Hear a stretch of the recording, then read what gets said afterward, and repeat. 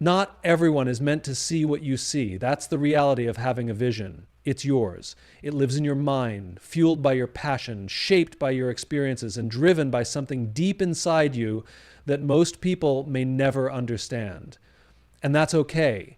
The mistake many people make is believing that just because they're excited about their vision, others will be too. They assume that sharing their grand ideas will spark enthusiasm and support from those around them. But the truth is, when you expose your long-term vision too early, you invite the risk of doubt, skepticism, and resistance from people who don't share your perspective. Think about it. When you reveal something too soon, before it has taken shape, before you've built the resilience to protect it, what happens? People question it, they challenge it, they poke holes in it. And suddenly, what once felt like a powerful, driving force in your life starts to feel fragile under the weight of other people's opinions. It's not that people are intentionally trying to bring you down, though some might be. More often, it's that they simply don't have the capacity to see beyond what already exists. They operate within the boundaries of what is known, what is certain, what is proven. Your vision, by definition, is none of those things yet. It exists in a space of potential, and potential is fragile when exposed to the wrong conditions. There is a reason why some of the greatest leaders and innovators in history kept their most ambitious ideas close to their chest until they were ready. They understood that vision is like a flame, small at first, vulnerable to the slightest gust of wind. It needs protection. It needs time to grow stronger. When you expose it too soon, you risk letting the wind of doubt, negativity, or even well-meaning practical advice snuff it out before it ever has a chance to burn brightly. This doesn't mean you should never share your vision, but you must be selective. You must recognize that not everyone deserves access to it, especially not in its early stages, because a vision isn't just a dream, it's a responsibility. And if you expose it too soon, before it's ready to withstand the pressures of reality, you may find yourself doubting it before you've even had the chance to pursue it. We've all been told that vulnerability is a strength, that opening up about our struggles makes us more authentic, more relatable, more human. And that's true when shared in the right place with the right people. But there's another side to this truth, one that doesn't get talked about enough. Vulnerability in the wrong hands is a weapon. The reality is, not everyone has your best interests at heart. Not everyone who listens is listening to understand. Some listen to judge. Some listen to gossip. Some listen to find an opportunity to use what you share against you. And the moment you expose your weaknesses to the wrong people, you give them exactly what they need to undermine you. Think about a time when you shared something deeply personal, maybe a fear, a failure, an insecurity, with someone who you thought would understand. But instead of support, you were met with indifference, judgment, or even mockery. It stings, doesn't it? That's because vulnerability is a gift. And when that gift isn't handled with care, it leaves you feeling more exposed, more isolated, and more uncertain than before. Now, imagine you're in a leadership position. People look up to you. They depend on you to be strong, to be confident, to guide them through uncertainty. This doesn't mean you should pretend to be invincible. Quite the opposite. Great leaders acknowledge their weaknesses, but they do so with intention. They share their struggles in a way that builds trust, not erodes it. They are vulnerable, but not reckless. They understand that exposing their weaknesses to the wrong people doesn't create connection. It creates doubt. Because the wrong people will take your moments of honesty and twist them into narratives that serve their own agenda. They will magnify your flaws while minimizing your strengths. They will remember your failures while conveniently forgetting your victories. They will plant seeds of doubt in places where confidence should grow. And if you're not careful, you'll start believing them. There's a difference between being open and being unguarded. Being open means you choose when, where, and with whom to share your struggles. Being unguarded means you let anyone have access to the most sensitive parts of who you are without considering the consequences. And when you do that, you don't just risk embarrassment, you risk losing trust, credibility, and even your own sense of self. People often reveal their weaknesses in moments of frustration, loneliness, or desperation, hoping to find comfort or connection. But when those moments happen, it's crucial to ask, who am I sharing this with? Have they earned the right to hear my story? Will they protect it, or will they exploit it? Because not everyone deserves access to your struggles. Not everyone should be entrusted with your fears. Not everyone will handle your weaknesses with the care they require. We live in a world that rewards speed. Everyone is in a rush to announce their plans, showcase their progress, and prove they're ahead of the game. Social media has made it even worse. People don't just want to succeed. They want to be seen succeeding. But in the race to prove they're doing something meaningful, many people make a critical mistake. They expose their next move before it's ready. There's a certain excitement that comes with a new idea, a fresh opportunity, or a big change. The moment you start envisioning the future, your brain wants to share it.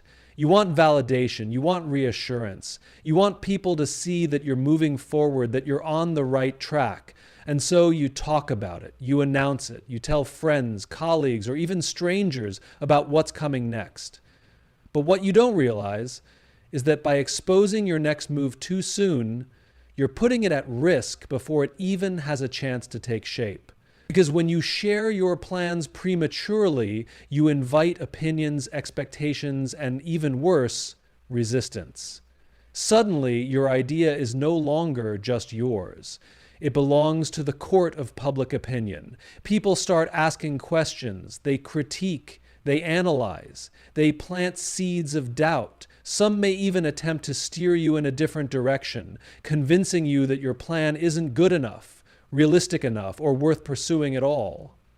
And then something happens. Something subtle but powerful. The clarity you once had starts to blur. The motivation you once felt begins to fade. The confidence that fueled your decision now wavers under the weight of external perspectives. You start second-guessing yourself, not because your idea was bad, but because it was too fragile to withstand the scrutiny of those who don't see what you see. This is why some of the most successful people operate in silence. They don't announce every step before they take it. They don't seek applause before they've built something worthy of it. They understand that an idea, a goal, or a major decision needs time to grow, to solidify, to become real. First in their own mind, then in the world. Think about the last time you shared a goal too early. Maybe you told people you were going to start a business, and suddenly, instead of encouragement, you were met with concerns about risk, failure, and competition. Maybe you planned to switch careers, and someone reminded you how difficult it would be. Maybe you were working on something personal, your health, a relationship, a passion project, and the moment you spoke about it, the pressure set in. Because once people know your next move, they start expecting results. And expectation is a heavy burden to carry, especially when you're still in the early stages of figuring things out. Now, instead of focusing on executing your plan, you're focused on proving it's the right plan. Instead of refining your strategy, you're defending it. Instead of moving forward with conviction, you're hesitating, questioning, doubting whether you should have ever shared it in the first place. Momentum thrives in silence. Progress happens when you're able to work without the noise of external input clouding your judgment. That's not to say you should never share your plans, but you should be intentional about when and with whom you do, because your next move is yours to build, not for others to weigh in on before it even has a chance to stand on its own. There's something deeply fulfilling about doing something good for someone else. Whether it's offering help, giving advice, or making a meaningful contribution, kindness has a way of making us feel connected, purposeful, and human. But in a world where everything is measured, posted, and praised, we've started to lose sight of what real kindness actually is. Too often, acts of generosity are not just about giving, they're about being seen giving. People donate, but only if they can announce it. They help, but only when there's an audience. They perform kindness like it's a stage play, waiting for the applause, the validation, the recognition that proves they are indeed a good person. But here's the problem. When kindness is done for recognition, it ceases to be about others. It becomes about you. The moment we seek credit for doing something good, we shift the focus from the act itself to the response it generates. And when that happens, kindness becomes transactional. It's no longer about the person receiving it. It's about what we get in return, whether it's a thank you, admiration, or social currency. And if that recognition doesn't come, frustration sets in. We start questioning if the kindness was even worth it. And that right there is the clearest sign that the act wasn't about generosity at all. It was about validation. True kindness is quiet.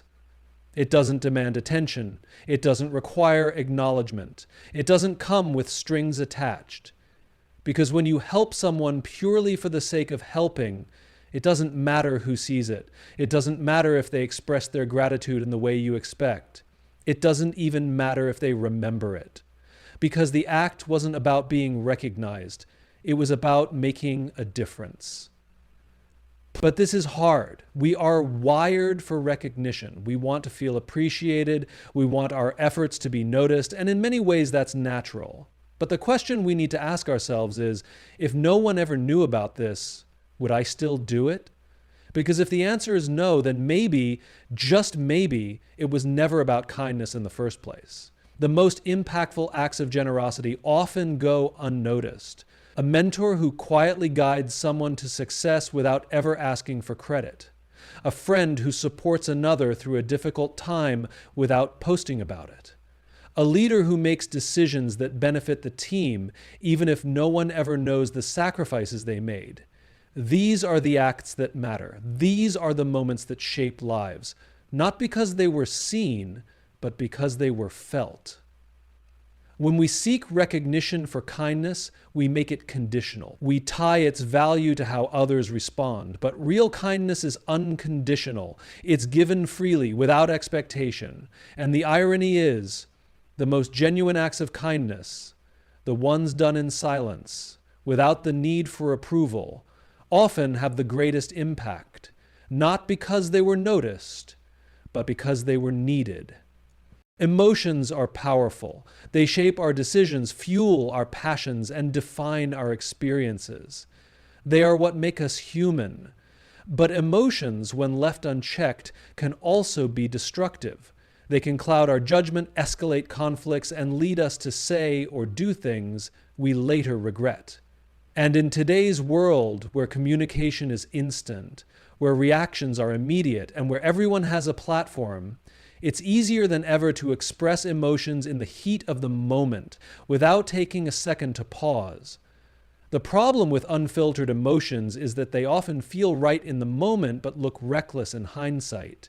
When we react impulsively, when we lash out, vent publicly, or make decisions based purely on how we feel in an instant, we lose control of the situation. We hand over our power to temporary emotions that may not reflect our true thoughts, our true character, or even the full reality of the situation. Think about the last time you reacted without thinking. Maybe it was an angry message you sent, a heated argument where you said things you didn't mean, or a public outburst that made things worse instead of better. In that moment, your emotions felt justified. But what happened after? Did you regret your words? Did you wish you had handled things differently? Did you realize after the fact that you had acted based on an incomplete understanding of the situation? That's the danger of exposing unfiltered emotions without pause. They don't just affect you, they affect the people around you. They shape how others perceive you. They can turn a small issue into a major problem, a misunderstanding into a permanent fracture, a fleeting frustration into a reputation you didn't intend to create. Because once you put your emotions out there, whether in words, actions, or digital footprints, you can't take them back. You can delete the message, but you can't erase the memory. You can apologize, but you can't undo the damage. You can explain yourself, but people will always remember how you made them feel in that moment. And sometimes those moments define relationships, opportunities, and reputations more than years of careful effort ever could. This doesn't mean suppressing your emotions. It doesn't mean pretending you don't feel hurt, angry, disappointed, or frustrated. It means recognizing that emotions are meant to be processed before they are expressed. It means understanding that a moment of pause can be the difference between a conversation that leads to resolution and an outburst that creates irreparable damage. Pause allows you to ask yourself, am I reacting or am I responding? Because there's a difference. Reacting is immediate, impulsive, and often regretful. Responding is thoughtful, measured, and intentional. And the people who can master that distinction, who can feel deeply but act wisely, are the ones who earn respect, build trust, and maintain control over their own lives. When you expose your unfiltered emotions too soon, you lose the ability to shape the outcome. You give power to an emotion that, if given time, might have passed. You let a temporary feeling dictate long-term consequences.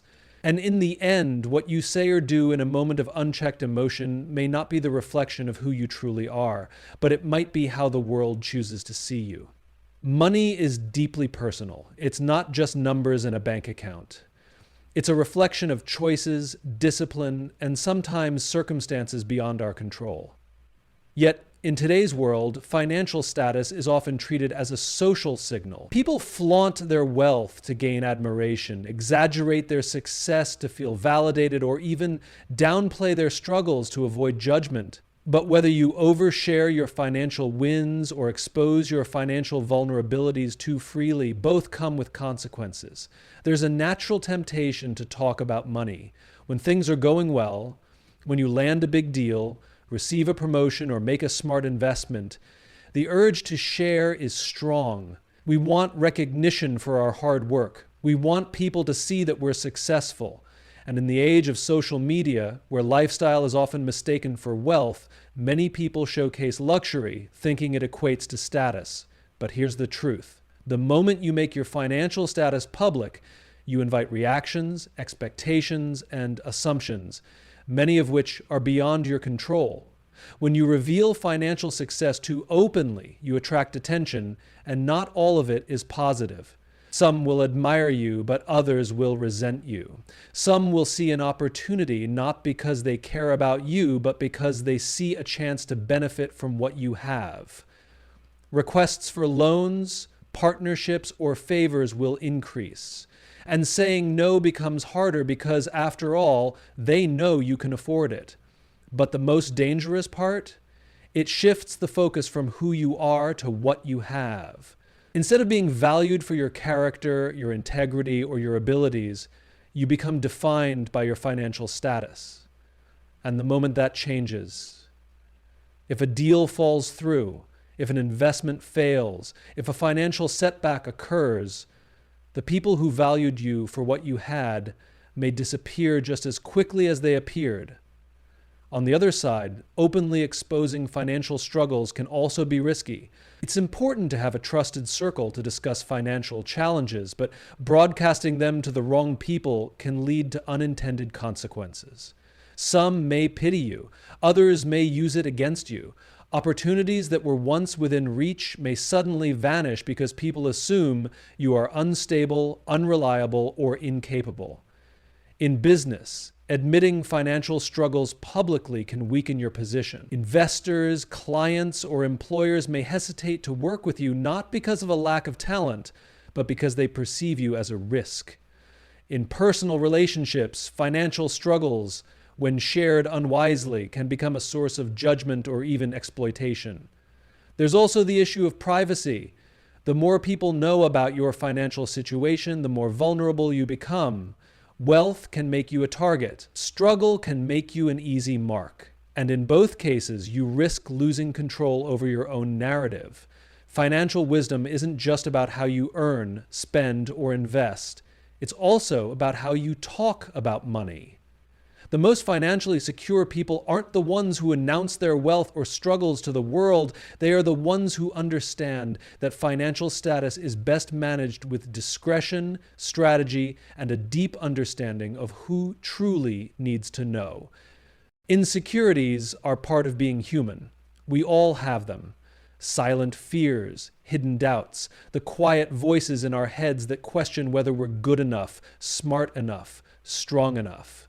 And there's power in sharing them, in opening up, in allowing others to see the parts of us that aren't perfect.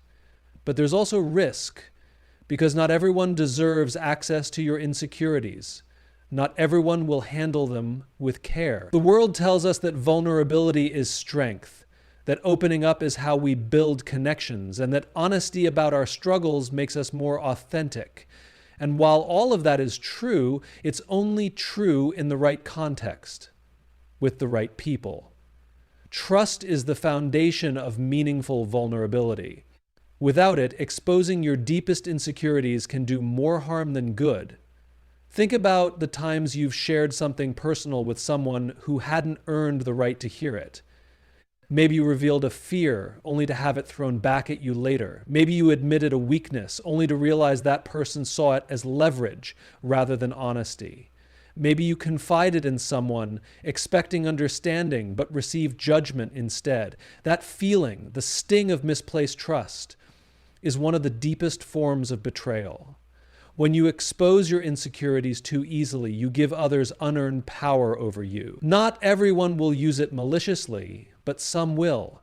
Some will remember your fears, your doubts, your perceived shortcomings, and use them in ways you never expected.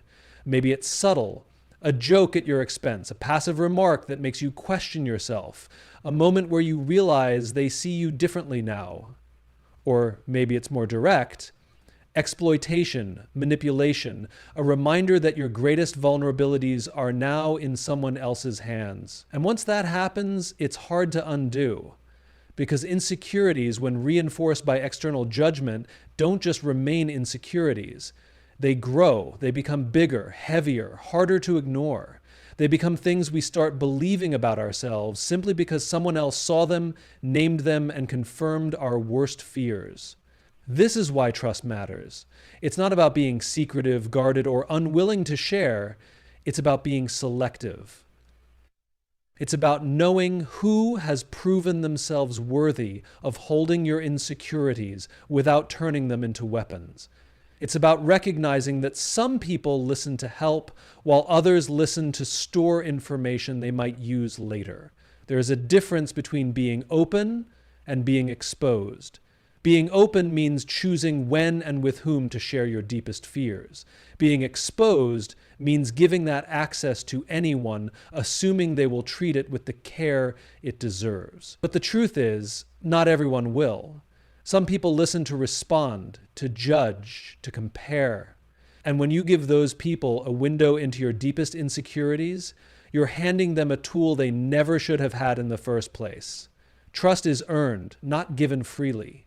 And when it comes to your insecurities, the parts of you that are most fragile, most sensitive, most deeply personal, it's not just about who listens. It's about who has proven they can be trusted to hold that part of you without harming it. Because once you've given someone access to your fears, you can't take it back. Conflict is inevitable. At some point, we all find ourselves at odds with someone.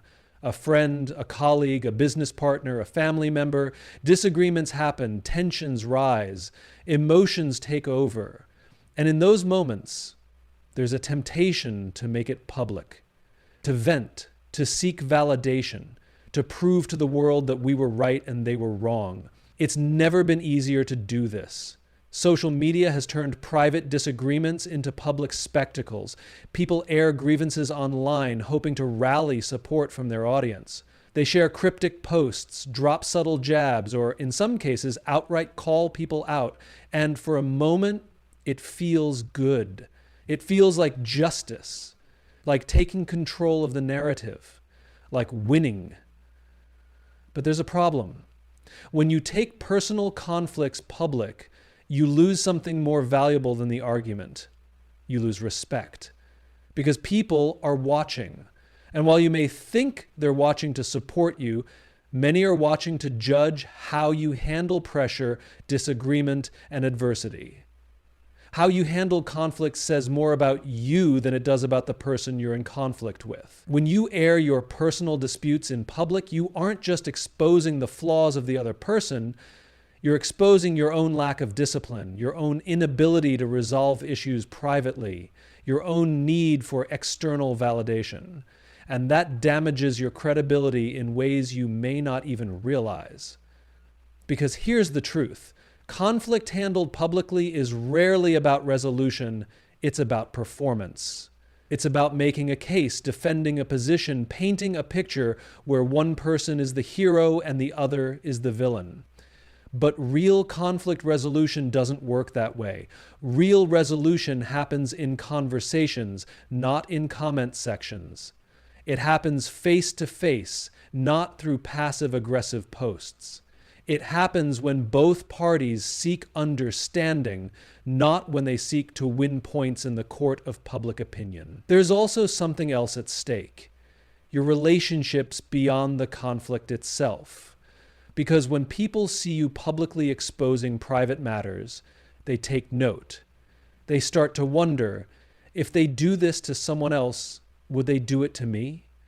They start questioning whether they can trust you with their own disagreements, their own challenges, their own vulnerabilities.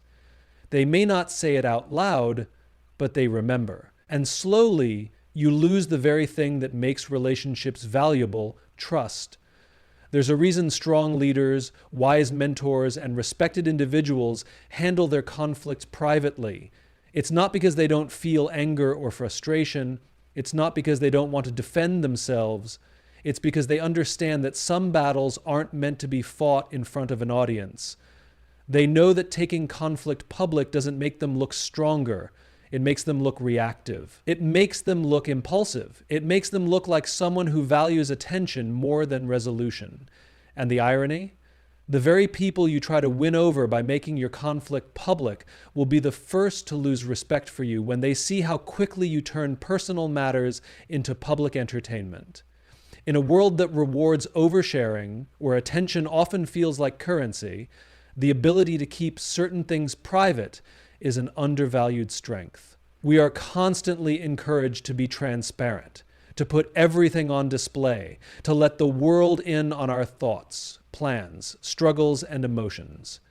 But not everything is meant to be shared. Not everything should be exposed, because what you reveal you make vulnerable. Your vision, your weaknesses, your insecurities. These are not things to be thrown into the open without consideration. They are parts of you that require protection, discernment, and trust. Shared with the right people, they can strengthen you. Shared too soon or with the wrong people, they can be used against you. Exposing your next move before it's ready invites interference. Broadcasting your kindness for recognition diminishes its sincerity. Making personal conflicts public shifts the focus from resolution to performance. When you reveal your deepest fears without trust, you hand over the very things that make you insecure to people who may not have your best interests at heart. True confidence isn't about putting everything out in the open. It's about knowing what to share, when to share it, and with whom. It's about recognizing that some parts of your life, your dreams, and your struggles are sacred, not because they should be hidden, but because they should be protected. There is power in discretion. There is strength in silence. And there is wisdom in knowing that not everything valuable needs an audience.